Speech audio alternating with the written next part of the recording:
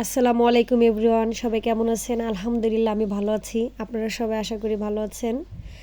যারা পাঙ্গাস মাছ পছন্দ করেন না তারা একবার হলো এইভাবে ট্রাই করবেন, ইনশাল্লাহ সবারই অনেক ভালো লাগবে, নিরাশ হবেন না। তো আমি পাঙ্গাস মাছটাকে গরম পানি দিয়ে ধুয়ে এখন এটাকে আমি একটু হলুদ একটু লবণ মেখে তেলে ফ্রাই করে নিচ্ছি। হালকা 2 পিঠ হালকা করে একটু ফ্রাই করে নিয়ে তারপরের ধাপে আমি যাব। তো আমার মাছটা প্রায় ফ্রাই করা হয়ে গেছে। এখন আমি মাছটাকে তুলে নেব। মাছটাকে তুলে নেওয়ার পরে আমি এই তেলে আরেকটু তেল অ্যাড করে দিয়ে এখানে আমি কাঁচামরিচ দিয়ে দেবো। আমি আজকে কাঁচামরিচ দিয়ে রান্নাটা করব। মরিচের গুঁড়াও দিব একটু হালকা কালার হওয়ার জন্য।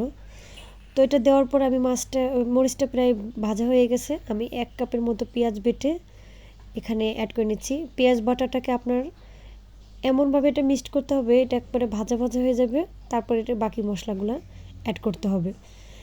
তো এখানে আমি পেঁয়াজ বাটাটাকে ভালো করে ভেজে নিচ্ছি।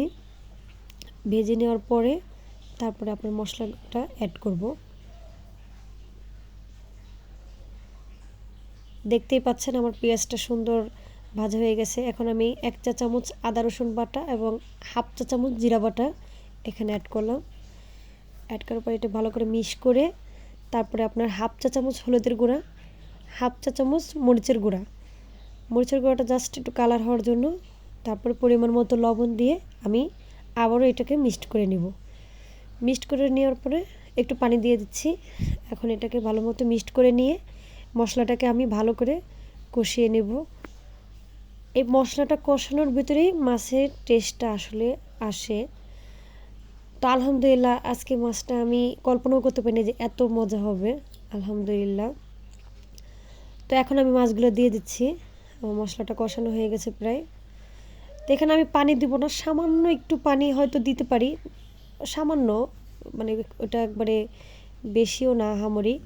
সামান্য একটু পানি দিয়ে এই যে আমার ফাইনাল লুক হয়ে গেছে। মাশাআল্লাহ এত সুন্দর হয়েছে, এত সুন্দর। আমি অল্প একটু পানি দিছিলাম, আমি স্ক্রিপ্টটা নিতে পারিনি, আমি দুঃখিত।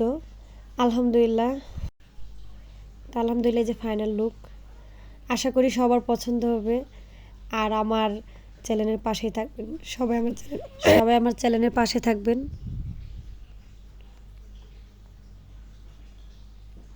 ক্যাপকাটের লোগোটা আসলো কি লিখে আবার?